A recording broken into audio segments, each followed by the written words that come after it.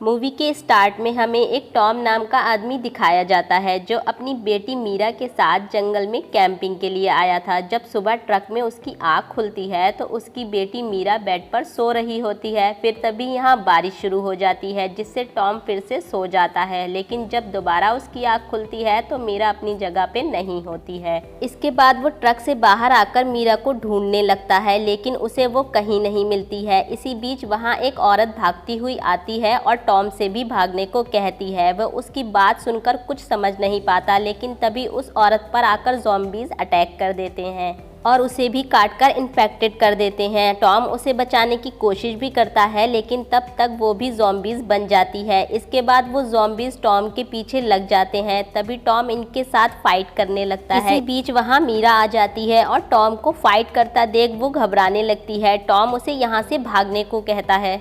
इसके बाद मीरा वहाँ से चली जाती है। इधर टॉम किसी तरह ज़ॉम्बीज़ से बचकर ट्रक के अंदर आ जाता है। अब वो ट्रक के ऊपर चढ़कर देखता है, वहाँ काफ़ी सारे ज़ॉम्बीज़ आ गए थे। तभी सीन शिफ्ट होता है और हम कुछ वक्त पहले का सीन देखते हैं जहां टॉम अपनी वाइफ नायोमी और मीरा के साथ घर पर था। यहां किसी बात को लेकर मीरा की उससे बहस हो जाती है और मीरा नाराज़ होकर अपने कमरे में चली जाती है। अब रात को टॉम अपनी वाइफ से माफ़ी मांगता है और कहता है मुझे मीरा से इस तरह से बात नहीं करनी चाहिए थी। अब नायोमी उसे कहती है क्यों ना वो मीरा के साथ एक वीकेंड कैंपिंग के लिए जाए, पर टॉम कहता है इस वीक मुझे काम बहुत है, लेकिन नायोमी फिर भी उसे कैंपिंग जाने के लिए मना लेती है। अगली सुबह टॉम और मीरा साथ में कैंपिंग के लिए निकल जाते हैं। अब रास्ते में टॉम उससे बात करने की कोशिश करता है, लेकिन वो ध्यान नहीं देती और फ़ोन में लग जाती है।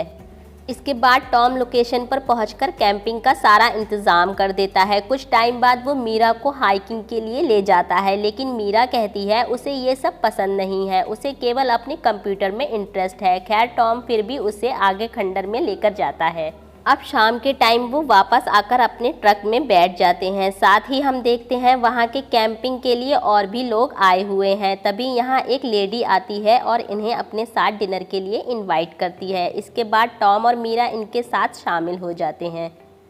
अब रात में वो दोनों ट्रक में आकर लेट जाते हैं। टॉम अपना टाइम बिताने के लिए बुक पढ़ने लगता है और मीरा अपने फ़ोन में लग जाती है। कुछ टाइम में वहाँ तेज़ बारिश शुरू हो जाती है और टॉम बाहर निकलकर अपनी कार को अच्छे से लॉक कर देता है। फिर वो वापस ट्रक में आकर सो जाता है और फिर इसके बाद तो हम देख ही चुके हैं कि क्या होता है। खैर अब सीन वापस उसी जगह आता है। हम देखते हैं कि ज़ॉम्बीज़ ने एक ट्रक को हिलाकर टॉम को लटका दिया है। इसके बाद टॉम किसी तरह बचते हुए फिर से ट्रक के ऊपर चढ़ जाता है। साथ ही उसको अपनी बेटी की बहुत ज़्यादा फिक्र भी हो रही थी। अब वो ट्रक के अंदर आकर अपनी पिस्टल लोड कर लेता है और बाहर निकलकर उन ज़ॉम्बीज़ को शूट करने लगता है। वो उनमें से काफ़ी ज़ॉम्बीज़ को तो मार देता है, लेकिन उस पिस्टल में गोलियां कम होती हैं। उसके बाद गोलियां ख़त्म होती हैं। वो ज़ॉम्बीज़ से बचता हुआ वापस से ट्रक में आ जाता है। अब वो दरवाज़ा बंद ही कर रहा था कि तभी एक ज़ॉम्बीज़ दरवाजे को खोलने के लिए अपना हाथ अंदर कर देता है, जिस वजह से टॉम को चाकू लेकर उस ज़ॉम्बीज़ का हाथ काटना पड़ता है। इसके बाद वो अपने हाथ पैरों पर टॉवल लपेट लेता है जिससे ज़ॉम्बी उसे बाइट ना कर पाए। आगे वो ट्रक में से सीढ़ी निकालकर कार की तरफ कर देता है और डिसाइड करता है वो कार को कर यहाँ से निकल जाएगा। अब वो जल्दी से कार की तरफ आने की कोशिश करता है, लेकिन ज़ॉम्बीज़ उसे सब तरफ से घेर लेते हैं और उस पर अटैक कर देते हैं। वो उन सब से किसी तरह बचता हुआ वो कार में आ जाता है और उसे स्टार्ट करने लगता है, लेकिन परेशानी अब भी ख़त्म नहीं होती है। वो उस कार को स्टार्ट करने की काफ़ी कोशिश करता है, लेकिन कार में कुछ खराबी हो जाने की वजह से कार स्टार्ट ही नहीं होती है। उसके बाद वो कार से एक फ्लेयर गन निकाल लेता है और उसे एक ज़ॉम्बीज़ को भी मार देता है। फिर वो उन ज़ॉम्बीज़ से बचता हुआ सीढ़ी की मदद से वापस ट्रक के ऊपर चढ़ जाता है। साथ ही उसके पीछे से एक ज़ॉम्बीज़ भी आ रहा था। टॉम उसे नीचे धक्का देकर फेंक देता है। अब वो उस सीढ़ी को भी नीचे गिरा देता है ताकि और ज़ॉम्बी ऊपर ना आ जाएं। उसे अपनी बेटी की काफ़ी ज़्यादा फिक्र हो रही थी। अब वो अपना फ़ोन लेता है और मीरा को कॉल लगाता है, लेकिन उसका फ़ोन ट्रक के अंदर ही था, जिस वजह से वो और भी डरने लगा था। अभी कुछ देर में यहाँ पर रात हो जाती है और टॉम अपनी बेटी को याद करता हुआ वो ट्रक में ही सो जाता है। वो उसके साथ बिताए हुए पलों को याद करने लगता है। अगले दिन की सुबह होती है और वो दूरबीन की मदद से मीरा को देखने लगता लगता है ताकि वो उसे दिख जाए, लेकिन वो उसे कहीं नहीं दिखाई देती है। इसके बाद वो ट्रक के अंदर आकर वीडियो को शुरू करने लगता है, जिसमें एक ऑफिसर बताता है कि वायरस के फैलने की वजह से पुलिस और आर्मी बॉर्डर को सील कर रही है। तभी एक ज़ॉम्बी ट्रक का शीशा तोड़कर उस पर अटैक करने लगता है। इसके बाद टॉम खुद ही उस ज़ॉम्बी को मारकर पैर से पीछे गिरा देता है। इसी बीच हम देखते हैं वो ज़ॉम्बी से लड़ता हुआ काफ़ी थक गया है। साथ ही हमें पता चलता है कि उसने अपना खाना तो बाहर पेड़ पर लटका दिया था, इस वजह से वो अभी तक भूखा था। अब वो एक लकड़ी का टुकड़ा लेकर उस टूटी हुई विंडो पर लगा देता है, जिससे ज़ॉम्बी अंदर आने की कोशिश ना करें। वो ट्रक के रेडियो से मदद मांगने की कोशिश करता है, लेकिन उसकी कोई नहीं सुनता। इसके बाद टॉम ट्रक के ऊपर आकर अपनी बेटी को देखने लगता है। तभी उसको एक जगह मीरा दिख जाती है। अब टॉम उससे यहाँ साइन लैंग्वेज में बात करने लगता है। इसी बीच हम देखते हैं टॉम ने एक नोट पर मीरा को साइन लैंग्वेज वाले वर्ड दिए थे, जिससे उसे पता चल जाता है कि वो ठीक है, लेकिन काफ़ी डरी हुई भी है। तभी अचानक एक ज़ॉम्बी मीरा को देख लेता है। इसके बाद सारे ज़ॉम्बीज मीरा की तरफ भागने लगते हैं। अब टॉम मीरा को जल्दी से भागने को कहता है और खुद ट्रक से नीचे कूदकर ज़ॉम्बीज को अपनी तरफ बुलाने लगता है। इसके बाद सारे ज़ॉम्बीज उसकी तरफ आने लगते हैं। अब यहाँ टॉम एक गोल्फ स्टिक की मदद से उनसे यहाँ लड़ने लगता है। जब वहाँ और भी ज़ॉम्बीज आने लगते हैं, तब टॉम फिर से उनसे बच के ट्रक के ऊपर चढ़ जाता है। अब रात में टॉम फिर से रेडियो की मदद से हेल्प मांगने लगता है, लेकिन इसी बीच ये रेडियो तेज़ी से साउंड करने लगता है, जिसके बाद ट्रक के पास खड़े ज़ॉम्बीज गुस्से में आ जाते हैं और अब वो फिर से उसी विंडो को तोड़ने लगते हैं। अब टॉम हथौड़ा लेकर उसी रेडियो को तोड़ देता है। अब यहाँ फिर से बारिश होने लगती है और हम दूसरी तरफ मीरा को देखते हैं, जिसके पीछे अभी भी एक ज़ॉम्बी लगा हुआ था।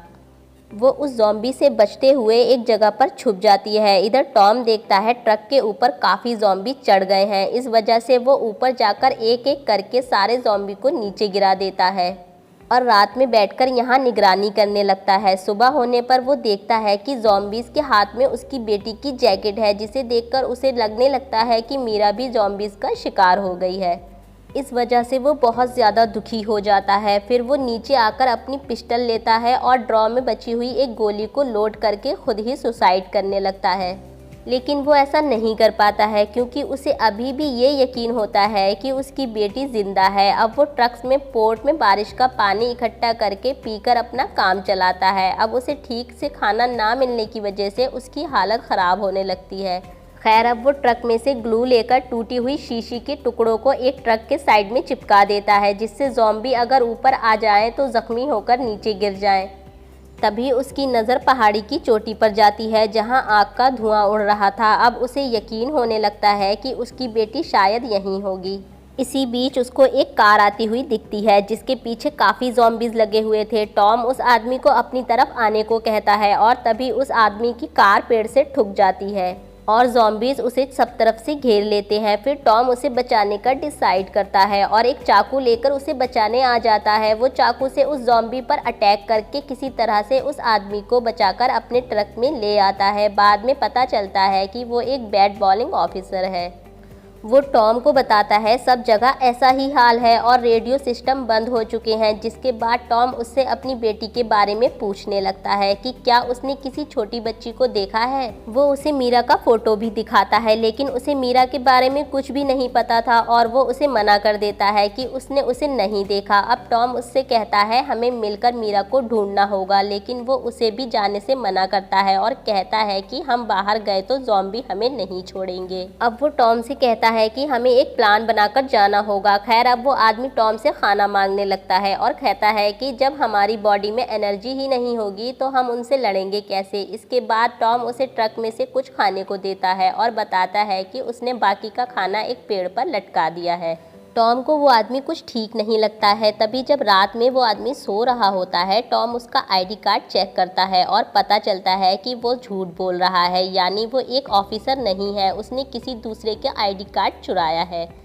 फिर तभी उस आदमी की आँख खुल जाती है और वो टॉम को मारने लगता है। टॉम भी उसे मारने की कोशिश करता है, लेकिन तभी वो आदमी उसके सर पर अटैक करके टॉम को बेहोश कर देता है। कुछ टाइम बाद वो टॉम के हाथों में हथकड़ी डालकर उसे ज़ॉम्बीज़ के बीच में फेंकने ही वाला होता है, लेकिन तभी टॉम की आँख खुल जाती है और फिर से उन दोनों में फाइट शुरू हो जाती है। इसी बीच टॉम अपने हाथ से हथकड़ी खोलकर उसके हाथ में फंसा लेता है। तभी उस आदमी को ज़ॉम्बीज़ पकड़ लेते हैं और नीचे खींचने लगते हैं, जिसकी वजह से उस आदमी का हाथ कटकर हथकड़ी में ही रह जाता है। इसके बाद टॉम यहाँ से निकलने का फैसला करता है। वो फ्लेयर गन लेता है और ट्रक की बैटरी निकालकर उसे लेकर कार में आ जाता है। साथ ही उसके पीछे काफ़ी ज़ॉम्बी लगे थे।